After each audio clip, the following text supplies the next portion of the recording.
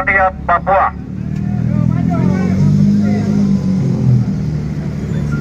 Pola dialog yang diinisiasi oleh Komnas HAM Republik Indonesia, karena tidak mungkin pelaku mengadili pelaku. Pernyataan sikap pelanggaran HAM di West Papua terjadi sebagai akibat dari tuntutan rakyat bangsa Papua untuk menentukan nasib sendiri, berpisah dari Negara Kesatuan Republik Indonesia.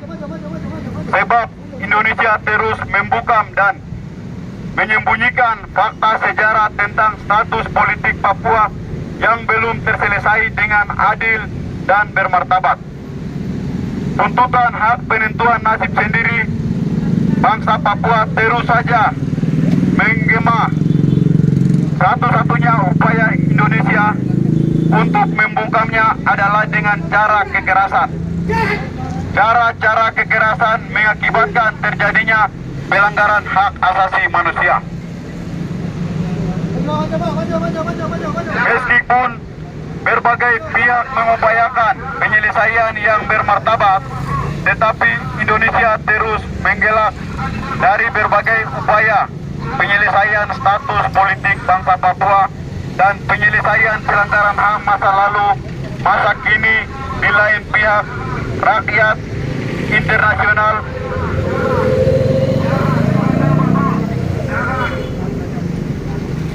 rakyat bangsa Papua hingga kini terus berjuang dengan berbagai cara, yaitu satu, internasionalisasi persoalan Papua melalui para diplomat di luar negeri. Dua, kampanye dan demonstrasi damai di dalam negeri.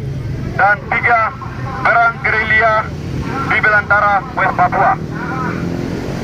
Perang gerilya di belantara West Papua, kampanye dan demonstrasi damai di dalam negeri, serta internasionalisasi persoalan West Papua sudah, telah dan sedang menemui titik terang. Penyelesaian persoalan pelanggaran HAM di West Papua masuk dalam agenda negara-negara subregional MSG, Regional Pacific Island Forum PIF, Internasional Afrika Caribbean Pacific ACP, dan Internasional Dewan HAM PBB. Sebagai langkah maju setelah rakyat bangsa Papua bersatu dalam United Liberation Movement for West Papua dan diterima sebagai observer atau peninjau di Melanesia Spirit Group atau MSG 2015. Di tahun-tahun berikutnya 2016 sampai 2019, persoalan pelanggaran HAM di West Papua masuk menjadi agenda dalam Forum Pacific Island Forum dan Afrika, Caribbean, dan Pasifik, hingga di Forum Perserikatan Bangsa-Bangsa PBB.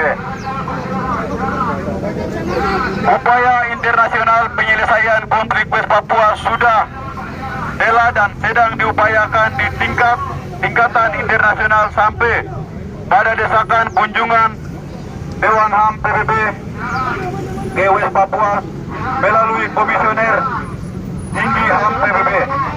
Hingga saat ini Indonesia masih menutupi semua pelanggaran HAM dan penyelesaian status politik West Papua. Komisi Tinggi Hak Asasi Manusia Perserikatan Bangsa-Bangsa dalam kurung KTHAM PBB sudah, telah dan sedang mendesak Indonesia untuk memberikan izin masuk ke West Papua. Untuk mengantisipasinya, maka Indonesia sedang mengupayakan penyelesaian pelanggaran HAM dan status politik West Papua melalui dialog Jakarta-Papua versi Komnas HAM RI.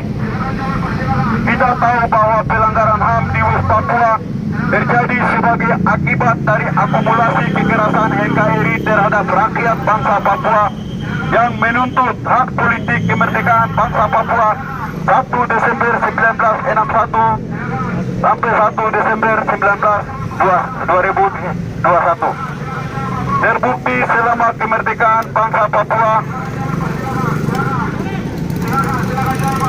61 tahun, NKRI tidak mempunyai itikat baik menyelesaikan status politik bangsa Papua malahan memaksakan paket politik otsus dan pemekaran sebagai win-win solution.